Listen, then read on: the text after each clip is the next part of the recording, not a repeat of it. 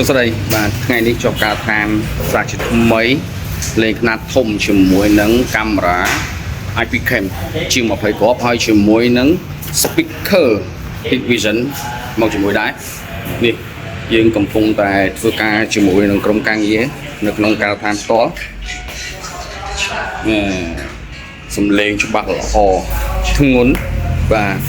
នៅភោជនីយដ្ឋានឬក៏ហាងកាហ្វេមកប្រើជាមួយនឹង Hikvision model មួយនេះខ្លាំងល្អរំដំអារម្មណ៍តែម្ដងជាមួយនឹង ampli spec រហូតដល់120 W យ៉ាអរគុណទស្សនាជាមួយខ្ញុំទាំងអស់គ្នានៅការដំឡើងជាមួយនឹង speaker និងកាមេរ៉ាទាំងអស់គ្នា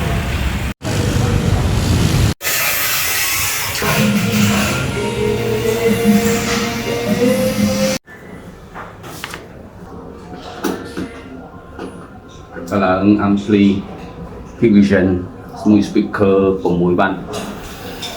8 គ្រាប់លេង ampli យើងប្រើ120 វ៉ាត់នៅអង្គរហៃចាំមកស្ដាប់នៅអង្គរហៃ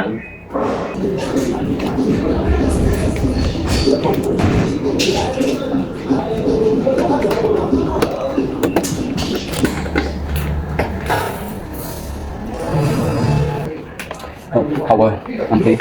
tapi nâng ấy đó có gì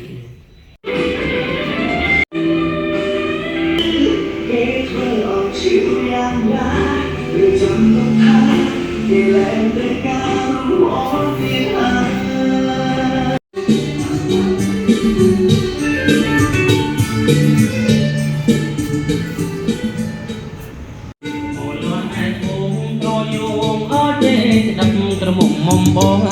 chê cái đắp lực nhiên tâm đất đòn đằng áo cổ lực nhiên tâm đất đòn đằng áo cổ